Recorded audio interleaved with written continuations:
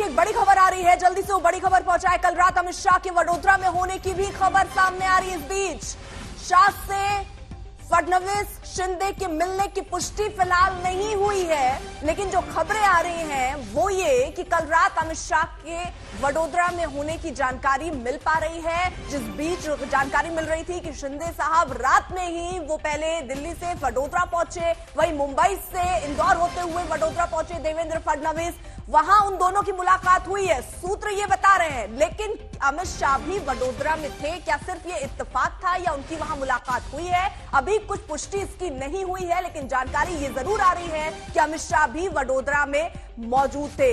गोपी घांगर हमारे साथ हमारी सहयोगी इस वक्त जुड़ चुकी है। गोपी, क्या कोई जानकारी ऐसे मिल पा रही है क्या कि वडोदरा इसीलिए चुना गया क्योंकि अमित शाह वहां पर थे और उनकी भी मुलाकात हुई हो देवेंद्र फडणवीस और शिंदे से?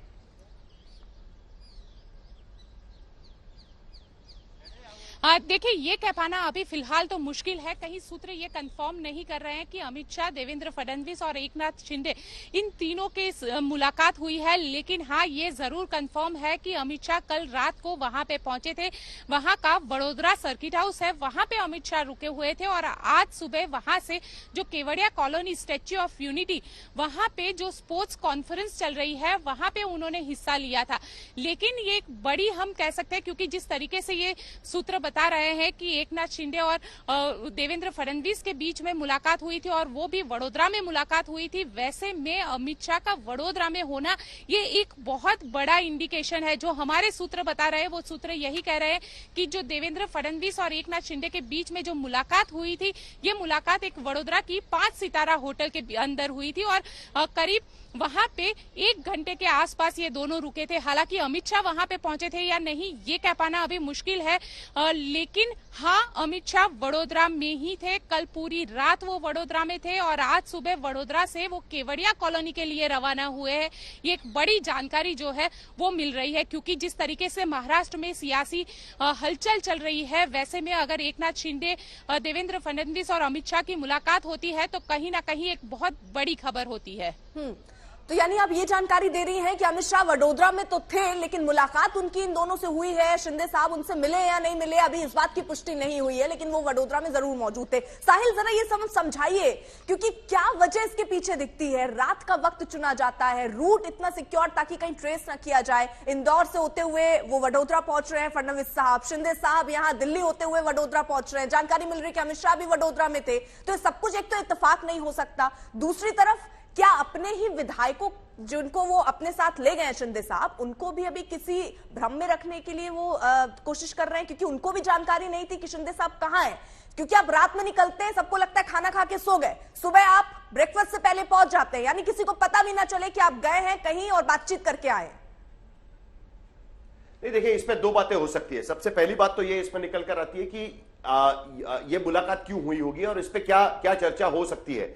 देखिए, अब कहीं ना कहीं तो ये फैसला करना होगा कि क्या अब सरकार जो बनानी है, क्योंकि शिवसेना के लेजिस्लेटिव पार्टी के पद के लिए डिप्टी स्पीकर ने हामी भर दी है कि जो नए लीडर चुने गए वो शिवसेना के गुट के नेता बनेंगे। ये अपना अलग गुट बना सकते हैं, लेकिन नए अमेंडमेंट के मुताबिक इस ग्रुप को किसी ना किसी पार्टी में शामिल होना पड़ेगा। इवेंचुअली किसी ना किसी पार्टी में शामिल होना पड़ेगा। अगर वो होना पड़ेगा तो क्या बीजेपी में वो तुरंत शामिल होंगे या अपना एक अस्तित्व बना के रखेंगे? क्या इस पे बीजेपी में शामिल होने के बाद विधायकों का कहना किस तरीके से जा सकता है?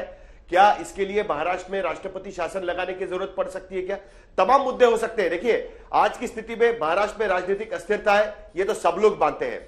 ये बात तो साफ नजर आ गई है कि महाराष्ट्र में जो सरकार है वो फिलहाल अल्पमत में है। हालांकि सरकार गिरी नहीं है, क्योंकि नो कॉन्फिडेंस मोशन पटल पे लाना पड़ता है, वो अभी तक हुआ नहीं है। तो ऐसी स्थिति में जो सरकार अभी काम कर रही है, जिसके पास पूरे विधायकों का बहुमत नहीं है, वो सरकार को अगर गिरना है तो वो किस ढंग से गिर सकती है? और सबसे बड़ी बात, शिंदे के साथ में आज की स्थिति में जो लोग गए हुए हैं, शायद उनमें से कुछ लोगों को लगता होगा कि सचमुच में शिंदे पार्टी को टेक ओवर कर सकते हैं। हो सकता है कि वो अलग तरीके से बीजेपी में जाने के लिए तैयार ना हो। क्या उससे भी बात हो सकती है? देखिए, तमाम चीजें उसमें हो सकती है। राजनीतिक डिसीजन लेने के पहले कई कंसल्टेशंस करने पड़ते हैं। जिस तरीके से, देखिए, बीजेपी ने इस बार काफी संभल के अपना कदम रखा है। 2019 की तरह 4 घंटे में शपथ ग्रहण करके सरकार जो बनी को वो 3 दिन तक सिर्फ चल पाई। इस बार हर कदम फूक फूक कर रखने की कोशिश हो रही है। इस बार हर मीटिंग फूक फूक कर हो रही है, इसीलिए ये जो छुपकर मीटिंग हो या बाकी सारी चीजें जो इसलिए हो रही है वो इसलिए हो रही है।